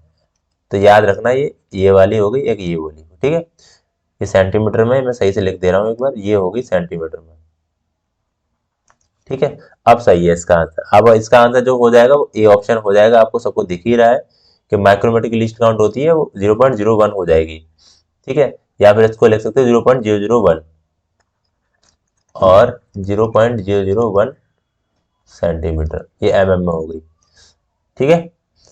एंड यहाँ पे कह रहा है the least count of micrometer, बार बार लिख गया है क्वेश्चन, कोई दिक्कत नहीं, तो क्या हो जाएगा 0.01, सी आंसर इसका हो जाएगा। कह रहा है ऑक्सी एसिलिन वेल्डिंग को निम्न में से किस नाम से जाना जाता है? ऑक्सी एसिलिन मतलब oxy acetylene welding is also known as by following names, क्या हो जाएगा इसका answer? Oxy acetylene gas welding जो होती है किस नाम से जाना जाता है, इसको किस नाम से जाना जाता है, कोई बताएगा? बताओ भाई, किस नाम से ऑक्सी एसिलिन वेल्डिंग को जानते हैं हम? तो हो जाएगा अपना गैस वेल्डिंग, ठीक है, गैस वेल्डिंग से हम जानते हैं, गैस वेल्डिंग से, तो आपको ये सारी चीजें याद रखनी है, गैस वेल्डिंग से हम जानते हैं ऑक्सीजन वेल्डिंग को, ठीक है। ये आंसर हो जाएगा गैस वेल्डिंग, गैस वेल्डिंग। ये आर्क वेल्डिंग है, ये वैक्यूम है, ये स्पार्क है, तो ए आंसर इसका हो जाएगा। और गैस वेल्डिंग में क्या यूज करते हैं अपन, C2H2 करते हैं और करते हैं ऑक्सीजन, ठीक है। यहाँ पे कह रहा है द ऑक्सीजन सिलेंडर, तो मैंने देखो शुरू में आपको बताया था क्या होता है, ब्लैक कलर, ठीक है, मरून कलर जो होता है वो C2H2 का होता है, C2H2 का, ये सारे क्वेश्चन आपको याद करने हैं सही तरीके से। मरून कलर जो हो गया वो C2H2 मतलब एसिटिलीन, एसिटिलीन, ठीक है, एसिटिलीन सिलेंडर का हो गया। एंड यहाँ पे देखिए the flame generated in oxyethylene gas welding will be the highest temperature, वो बोल रहा है ऑक्सीजन एथिलीन में गैस वेल्डिंग में उत्पन्न ज्वाला का उच्चतम तापमान जो होगा, सबसे ज्यादा तापमान जो होता है ऑक्सीजन सिलेंडर में तो 3200 डिग्री सेल्सियस होता है, ठीक है। टेम्परेचर आपको याद करना 3200 डिग्री सेल्सियस, इससे इधर उधर मत करना, मैं बता दे रहा हूँ 2600 मत लगाना, ये इंपॉर्टेंट क्वेश्चन है बहुत ज्यादा। कह रहा TIG welding which gas is use to shielded purpose. Shielded का मतलब होता है इनर्ट, ठीक है, इनर्ट भी दे सकता है आपको, INERT, इनर्ट भी देगा, ठीक है। तो सील्डेड का ही मतलब हो गया इनर्ट, इनर्ट गैस, ठीक है। तो क्या होती है भाई, आर्गन होती है, ठीक है। तो इनर्ट गैस को मतलब मैं आपको बता दूं, देखो सीधे सीधे इनर्ट गैस का मतलब आपको यहीं पे समझा दे रहा हूँ, जैसे कोई दिक्कत नहीं हो। देखो जैसे आप क्या करते हो, वेल्डिंग करते हो, ठीक है, वेल्डिंग करते हो, ये हमारा क्या हो गया, ये कोई भी प्रोडक्ट हो गया, ठीक है। यहाँ पे ये क्या हो जाएगी, अभी देखो चीज बता रहा हूँ आपको।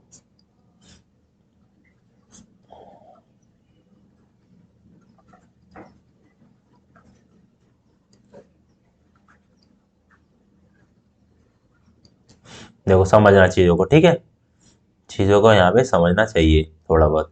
ये हमारा क्या है, मान लो हमने यहाँ पे वेल्डिंग करी, ये वेल्डिंग हो गई, इसको हम क्या बोलेंगे, बेस मेटल, बेस मेटल, ठीक है, इसको बेस मेटल बोलते हैं। यहाँ पे वेल्डिंग करी तो यहाँ पे जैसे इसको टच करोगे तो यहाँ क्या होगा, यहाँ पे इस तरीके से चिंगारी उठेगी, ठीक है, चिंगारी। आपने देखा होगा वेल्डिंग करते हैं, इसको ही हम क्या बोलते हैं, आर्क, इसको ही हम क्या बोलते हैं, आर्क बोलते हैं। तो चिंगारी जब उठेगी, अब यहाँ पे देखो सबसे ज्यादा इंपॉर्टेंट बात क्या आ जाती है, वो थोड़ा ध्यान से देखिएगा।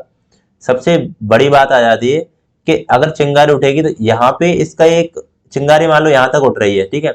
अब यहाँ पे बाहर कौन कौन सी गैसें होंगी, O2 होगी, यहाँ पे CO2 भी होगी, N2 भी होगी, SO2 भी होगी, सारी बाहर गैस होंगी। तो ये क्या करेगी, इस वेल्डिंग पे इफेक्ट करेगी।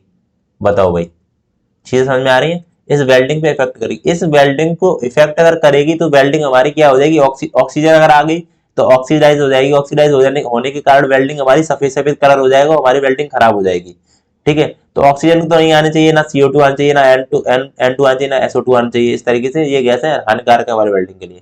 तो इस वेल्डिंग को, इन हानिकारक गैस से बचाने के लिए, या फिर हमारी वेल्डिंग को बचाने के लिए हम इनर्ट गैस का यूज करते हैं। जो इनर्ट गैस जो हमारी होती है वो होती है हमारी कौन सी, इनर्ट गैस होती है हमारी INERT, inert gas, inert gas या फिर शील्डेड, शील्डेड गैस, ठीक है, शील्डेड बोलते हैं इसको। कौन कौन सी होती है हमारी, हीलियम होती है एक, ठीक है, हीलियम होती है और एक आर्गन होती है, आर्गन, ठीक है, HE हीलियम है। मैं पूरा ही लिख दे रहा हूं जिससे आपको दिक्कत ही नहीं हो बाद में।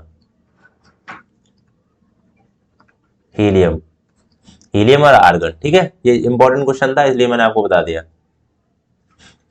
अब यहाँ पे देखो क्या आ जाएगा, 34 क्वेश्चन देखो, मृदु सोल्डर में कितना प्रतिशत टिन होता है। बहुत ही अच्छा क्वेश्चन है भाई, बताओ मृदु सोल्डर में कितने परसेंट तक टिन होता है। क्या आंसर सही हो जाएगा इसका, वैसे आपको अगर पूछा जाए तो। देखो 63% इसका आंसर दे रहा है इस जगह पे, मृदु शोल्डर में कितना टिन होता है। तो मृदु शोल्डर जो आपको देखा होगा यहाँ पे, आगे बताऊंगा, ठीक है, सारी चीजें मैं आगे बताऊंगा, परेशान मत हो। लेडोटिन शोल्डर होता है, वो लेडोटिन से अभी आगे बताऊंगा, ठीक है। यहाँ पे कह रहा है brass is gas welding use, पीतल में से किस गैस वेल्डित होती है। बहुत बढ़िया क्वेश्चन है, यहाँ पे देखो सभी लोग ध्यान से देखिएगा। ब्रास है ना, ब्रास, ब्रास को हम क्या बोलते हैं, पीतल। और पीतल को किस गैस से weld, oxidising flame, carbonising flame, natural flame, या फिर can not be weld by gas welded process. क्या आंसर हो जाएगा इसका, तो इसका आंसर हो जाएगा भाई ऑक्सीडाइजिंग फ्लेम, ठीक है, ऑक्सीडाइजिंग फ्लेम हो गई, ऑक्सीडाइजिंग फ्लेम ए। तो मैं यहाँ पे सारी फ्लेम बता दे रहा हूँ एक बार में, जिससे आपको दिक्कत ना हो, ठीक है। सबसे पहले देखो फ्लेम होती है अपनी न्यूट्रल होती है, न्यूट्रल बोलते हैं, ठीक है, न्यूट्रल फ्लेम, इतना तो पढ़ लोगे। न्यूट्रल फ्लेम जैसे मान लो कि आपकी ये फ्लेम होगी इस तरीके से,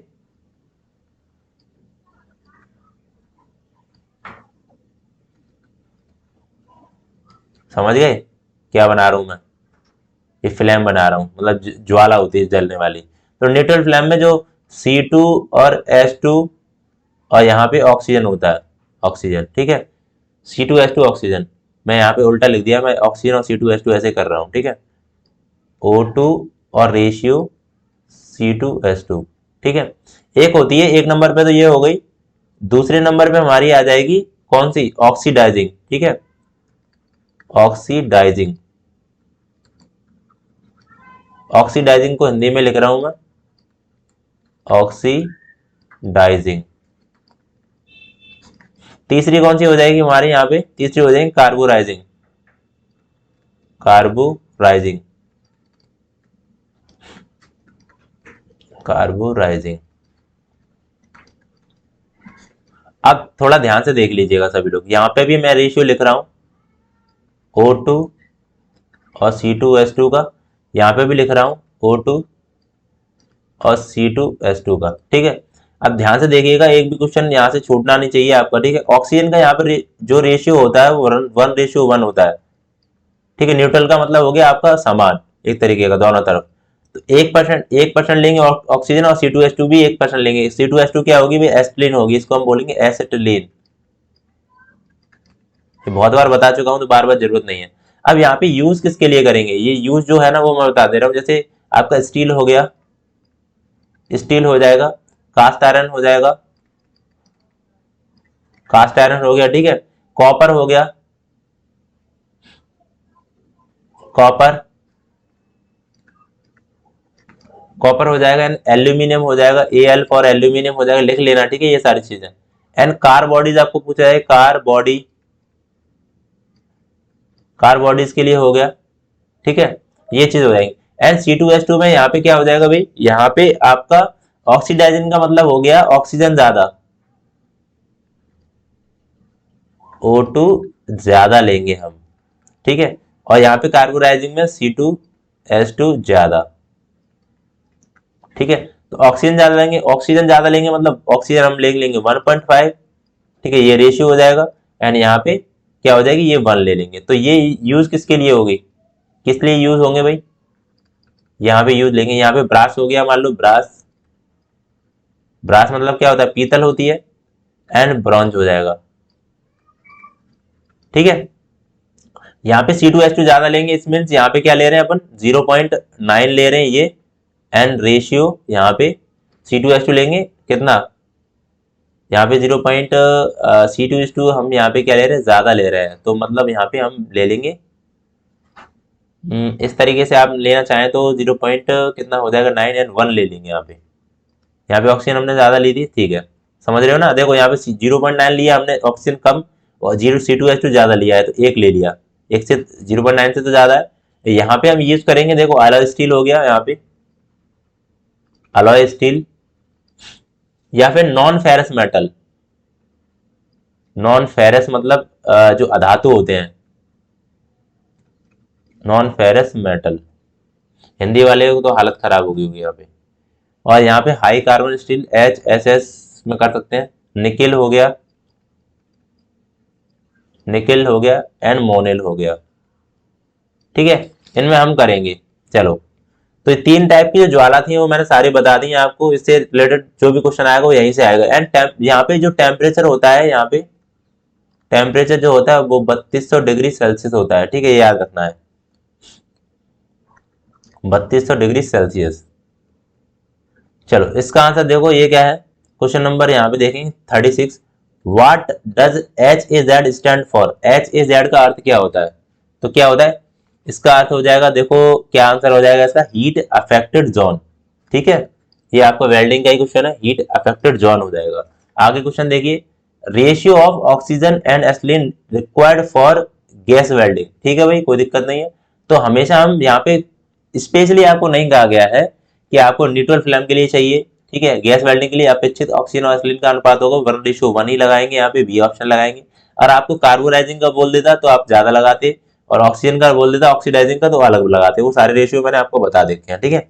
यहाँ यहाँ पे यहाँ पे देखो, आपको पूछा जाए, मान लो कि कौन सी वेल्डिंग हो गई वो, दिमाग में नहीं आ रहा है अभी, रेल की पटरियों में कौन सी वेल्डिंग करी जाती है, ये जी हमें जी थर्मेट वेल्डिंग, ठीक है, रेल की पटरी, रेल ट्रैक। तो रेल की ट्रैक जो होता है आपको दिखा होगा, रेल की ट्रैक जैसे होता है, ठीक है। तो यहाँ पे क्या वेल्डिंग करी जाती है, कौन सी करी जाती है, तो यहाँ पे जो करी जाती है उसका नाम क्या है, thermit welding, thermit welding, Hindi में भी लिख दे रहा हूं, थर्मिट वेल्डिंग। ठीक है, रेल की पटरियों में। और यहाँ पे जो आयरन ऑक्साइड मतलब आयरन यहाँ पे होता है, iron oxide ratio and aluminium oxide, तो आयरन होता है वो 3 होता है एंड एल्यूमिनियम जो लोगे आप 1 होगा। तो ये इंपॉर्टेंट क्वेश्चन है, बहुत ज्यादा पूछा जाता है थर्मिट वेल्डिंग से, ये ध्यान रखना, नहीं तो आप ध्यान भूल जाओ। आयरन मतलब थोड़ा सही से लिख दे रहा हूँ, ठीक है, आयरन, आयरन ज्यादा होता है, 3:1 ही होता है। यहाँ पे देखो कह रहा है भाई, आगे देखो इसका आंसर देखेंगे भाई।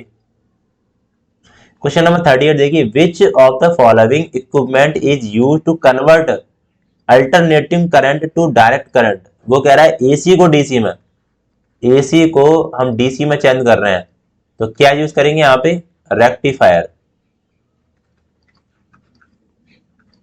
रेक्टिफायर हम यहाँ पे यूज करने वाले हैं, सी आंसर हो जाएगा। अमीटर क्या होता है, विद्युत धारा मापने वाला यंत्र है, विद्युत धारा मापन, ठीक है। इलेक्ट्रिसिटी, इलेक्ट्रिक करंट होगा, ठीक है, electric current. Electric current and transformer क्या होता है, वोल्टेज को कम ज्यादा करता है, वोल्टेज जो होते हैं वोल्टेज को कम या ज्यादा, ठीक है। Low voltage to high voltage या high voltage to low voltage, इस तरीके से करेंगे ट्रांसफार्मर, ठीक है। तो ये 4 चीजें हो गई। एंड यहाँ पे देखो मैं आपको एक बताऊं, मोटर जो होती है वो क्या करती है, मोटर, आपको मोटर पूछी जाए तो मोटर जो होगी वो किस एनर्जी में चेंज करेगी, ये भी क्वेश्चन पूछ सकते हैं। तो मोटर जो होती है वो electric energy, electric energy, electric energy को कैसे में करेगी, मैकेनिकल में करेगी, मैकेनिकल एनर्जी में।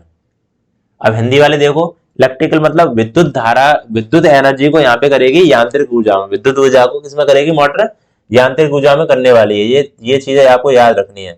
आपको जनरेटर पूछा जाए तो जनरेटर जो होता है वो किस में करेगा, वो करेगा आपका मैकेनिकल एनर्जी से इलेक्ट्रिकल एनर्जी में, क्योंकि इलेक्ट्रिकल बनाता है वो, ठीक है। तो मैकेनिकल एनर्जी से चलेगा वो, तो मैकेनिकल एनर्जी होगी, उसके बाद इलेक्ट्रिकल एनर्जी चेंज करेगा, ठीक है।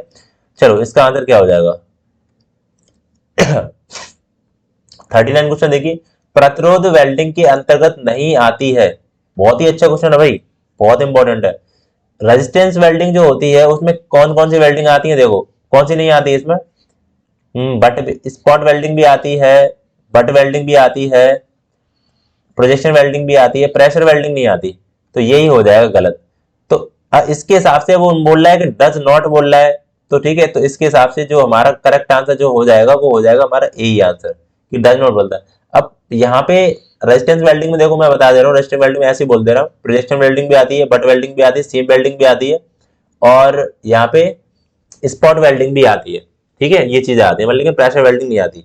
यहाँ पे देखो कह रहा है acetylene is store in gas welding.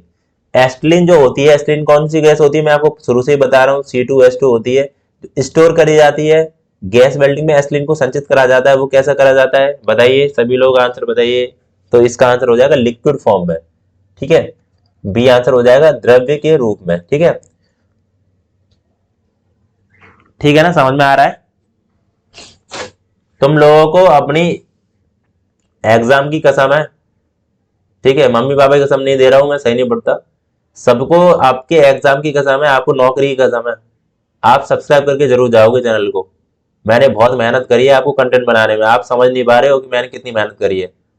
ये सारा कंटेंट बनाने में बहुत टाइम लगता है, आप मेरे लिए बना दो, मैं ये कह रहा हूँ, बताओ, सोच के देखो इस कंटेंट को बनाने में आपको कितना टाइम लगेगा, ठीक है। इसको पढ़ाने में इस तरीके से कंटेंट जो मैं बता रहा हूँ उसके लिए नॉलेज भी तो चाहिए, ठीक है। हाँ, तो समझने की कोशिश करना, सब्सक्राइब जरूर करना। हमारा जो टारगेट है अभी, आप 20 के सब्सक्राइबर जल्दी से जल्दी करवा दो, ठीक है। हमारा पहला टारगेट है, ये फर्स्ट टारगेट है हमारा 20 के सब्सक्राइबर, 18 पॉइंट करके कुछ हो रहे हैं, तो जल्दी से जल्दी करवाओ, आपसे उम्मीद लगा रहा हूं मैं। इसके लिए फिर मैं अगली बार और बताऊंगा, अभी ये क्वेश्चन करा दूं उसके बाद मैं लास्ट में बात करूंगा, ठीक है। सीम वेल्डिंग कह रहा है, सीम वेल्डिंग, तो सीम वेल्डिंग एक रेजिस्टेंस वेल्डिंग का एक एग्जांपल है, ठीक है। सीम वेल्डिंग किसके अंतर्गत आती है, रेजिस्टेंस वेल्डिंग के।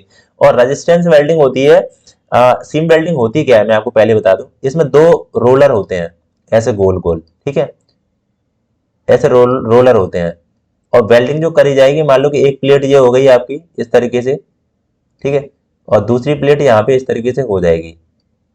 तो दूसरी दोनों प्लेट के बीच में, दोनों प्लेट के बीच में ये वेल्डिंग होगी इस तरीके से, ठीक है। अब सीम वेल्डिंग को क्या बोलते हैं हम, लगातार वेल्डिंग भी बोल सकते हैं इसको, लगातार हिंदी में लगातार वेल्डिंग, या हम इसको कंटिन्यूस वेल्डिंग भी बोल सकते हैं इंग्लिश में, कंटिन्यूस वेल्डिंग, ठीक है, लगातार वेल्डिंग होगी। तो इसको, या फिर हम इसको बोलते हैं भाई कंटिन्यूस वेल्ड, तो सी आंसर इसका हो जाएगा, ठीक है।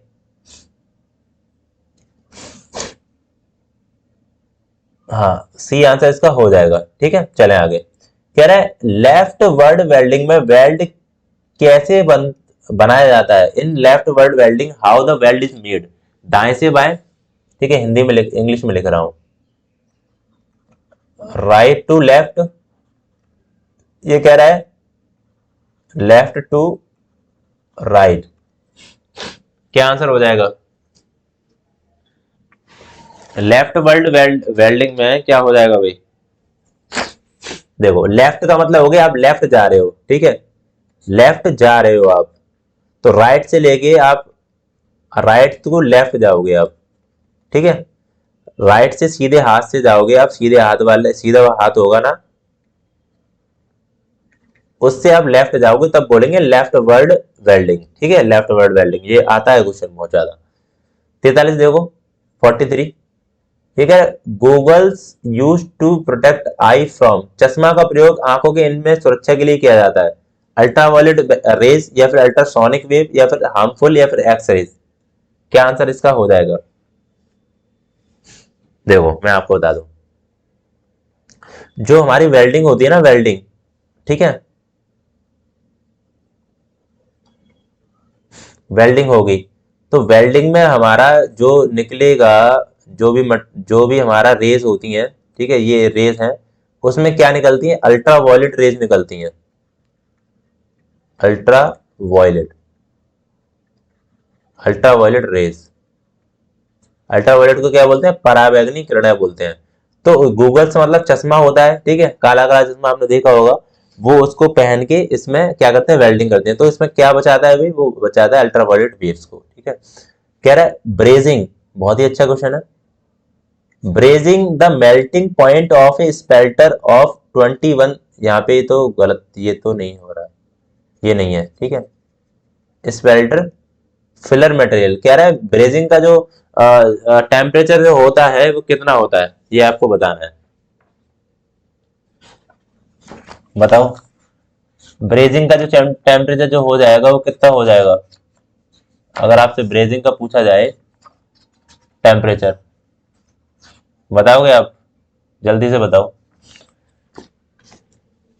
देखो ब्रेजिंग का जो टेम्परेचर होता है वो 427 से, क्या कह रहा है, ब्रेजिंग में स्पेल्टर पूरक धातु का गलनांक होता है, क्या आंसर इसका करेक्ट हो जाएगा, 400 से एबव, ठीक है, ठीक है भाई, 400 से एबव हो जाएगा, मैं लेकिन कभी कभी वो ऐसे बोल देता है, ठीक है, मैं आपको बता दूं जो टेम्परेचर जो होता है वो 427 से कम होता है, ठीक है, इससे ज्यादा नहीं होता है, 427 तक होता है, ये इतना याद रखना है, ठीक है, ब्रेजिंग में। एंड ब्रेजिंग का जो क्या बोलते हैं इसको, फिलर मटेरियल जो होता है उसको बोलते हैं स्पेल्टर, ठीक है, यहाँ पे लिख दे रहा हूं,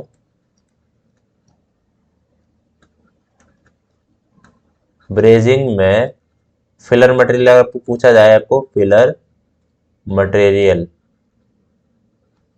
फिलर मटेरियल पूछा है उसको बोलते हैं स्पेल्टर, ठीक है, SPELTER, ये याद रख लेना ये सारे क्वेश्चन, ठीक है, पक्का यहां से क्वेश्चन बनेंगे। और क्या होगा भाई, चलो अब आ गया शोल्डर वाला क्वेश्चन भाई, जो तुम्हें बहुत ज्यादा दिक्कत थी यहाँ पे, और यहाँ पे देखो, यहाँ पे एक क्वेश्चन और बच गया है, फ्लक्स जो यूज होता है, फ्लक्स ब्रेजिंग में, वो कौन सा होता है पता है? बोरेक्स होता है, बोरेक्स।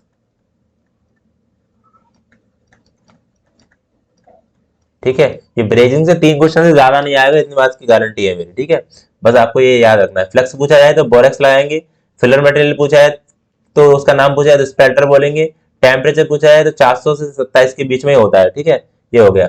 अब देखो, कह रहा शोल्डर बिट के लिए उत्तम पदार्थ है। देखो ये आपका शोल्डर है, ये क्या है? शोल्डर, ये शोल्डर है। ठीक है, ये शोल्डर बिट हो गई। ये किसकी बनी होती है बताओ? Base metal off shoulder bit. Shoulder bit बोल रहा है तो ये शोल्डर बिट हो गई। शोल्डर बिट किसकी बनी होती है? कॉपर की बनी होती है। ठीक है, पता है ना, शोल्डर बिट कॉपर, कॉपर की बनी होती है। और जो शोल्डर जो होता है, शोल्डर का जो मटेरियल होता है वो किसका बना होता है बताइए? लेड, लिख रहा हूं सब, ठीक है, लेड प्लस टिन का। ठीक है, लेड प्लस, हिंदी इंग्लिश में दिक्कत होती है, एक ही चीज में पढ़ाते रहो तो फिर कोई दिक्कत नहीं है। ठीक है, इसका जो टेम्परेचर जो होता है वो कितना होता है?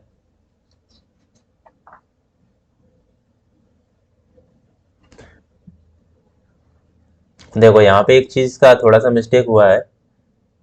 ठीक है, यहाँ पे मिस्टेक नहीं हुआ है, वो कह रहा है कि जो इसका टेम्परेचर जो होता है वो हमेशा 427 से ज्यादा होगा। ठीक है, 427 डिग्री सेल्सियस से ज्यादा होगा, ज्यादा होगा। ठीक है, एक चीज तो ये हो गई। इसका जो टेम्परेचर जो होगा, तापमान, टेम्परेचर, तापमान, वो 427 डिग्री से कम होगा। ठीक है, ये याद रखना, दोनों पॉइंट इंपॉर्टेंट है। 427 डिग्री से कम होगा वो सोल्डरिंग में होगा, 427, 400 से ऊपर चला गया तो वो ब्रेजिंग में आ जाता है। ठीक है, ये क्वेश्चन पूछा जाता है। ये कह रहा है देखो, the most suitable temperature in forging of low carbon steel. बहुत अच्छा क्वेश्चन है भाई। क्या आंसर हो जाएगा? फॉर्जिंग जैसे हम करते हैं, फॉर्जिंग का मतलब जानते हो? भट्टी में आपने क्या करा? भट्टी में आपने कोई भी धातु को पिघलाया। ठीक है, भट्टी में धातु को पिघलाने के बाद आप क्या करोगे? उसको किसी भी शेप में बनाओगे, शेप में बनाओगे ना, तो उसका जो टेम्परेचर जो मोस्ट सुटेबल जो होगा वो 1200 से 1300 होता है। ठीक है, 1200 से 1300 आंसर आएगा। ठीक है, देखो ये कह रहा है the forging process in which the length of work pieces in reduce and it's cross sectional area is increase is non. कह रहा है कि फॉर्जन प्रक्रिया जिसमें वर्क पीस की लंबाई को घटाया जाता है, वर्क पीस की लंबाई तो घटाया जा रहा है, एंड यहाँ पे कह रहा है अनुप्रस्थ काट के क्षेत्र को बढ़ाया जाता है, तो इसको हम क्या बोलते हैं? तो इसको बोलेंगे हम अपसेटिंग। ठीक है भी, अब देखो इसको समझो, मैंने एक एक चीज आपको करा रखी है। ठीक है, देखो यहाँ पे कह रहा है, यहाँ पे देखो एक फिगर आपको दिख रहा होगा ए, एक बी फिगर दिख रहा होगा बी। ए फिगर में हम बात कर रहे हैं अपसेटिंग की। ठीक है, बी फिगर में हम बात कर रहे हैं ड्राइंग डाउन। ठीक है, ड्राइंग डाउन क्या होता है भाई? अपसेटिंग हो गया।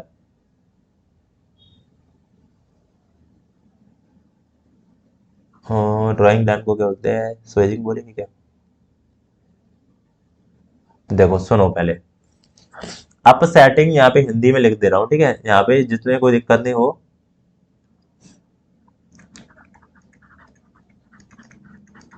अपसेटिंग यहाँ पे हो जाए ड्राइंग डाउन।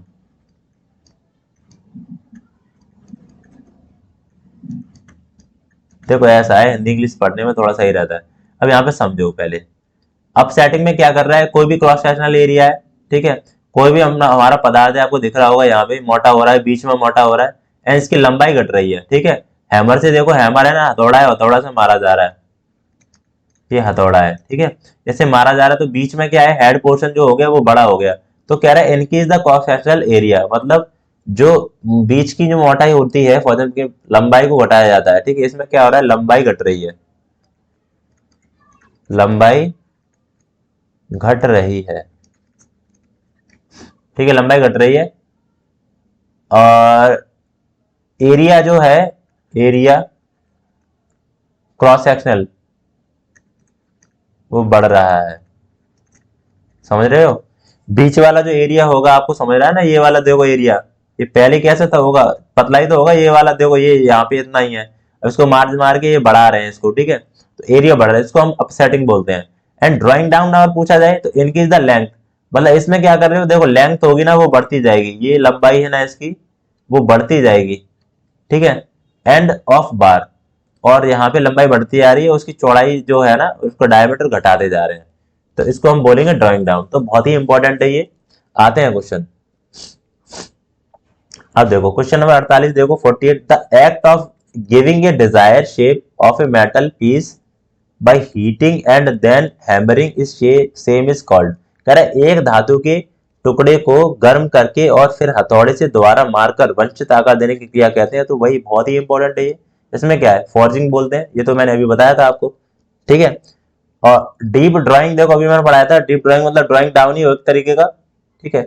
ब्लैंकिंग क्या होता है, ब्लैंकिंग मान लो कि आपने क्या किया, एक मेरे पास शीट है, ठीक है, शीट है, और इसमें से आपने कितना क्या एक पार्ट काट लिया, गोल्ड पार्ट अलग कर लिया इसको, ठीक है, तो इसको हम ब्लैंकिंग बोलेंगे, ठीक है, ये है हमारी ब्लैंकिंग।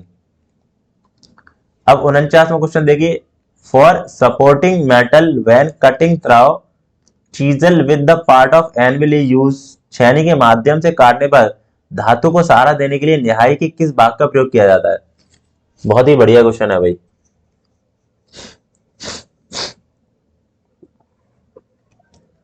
क्या हो जाएगा, चिपिंग ब्लॉक, ठीक है, टुकड़े मारने वाला ब्लॉक हो जाएगा, सी आंसर इसका हो जाएगा। एंड यहां पे देखेंगे आगे क्वेश्चन, कह रहा है for melting of cast iron the commonly use for furnace, ठीक है, कास्ट आयरन को मतलब किस भट्टी सामर्थ्य गलाने के लिए किस भट्टी का यूज करा जाता है कास्ट आयरन को, क्या आंसर होगा बताइए। क्यूपुला फर्नेस होगा, ठीक है, क्यूपुला फर्नेस। अगर आपको पूछे जाए जैसे कच्चा लोहा होता है ना, कच्चा लोहा,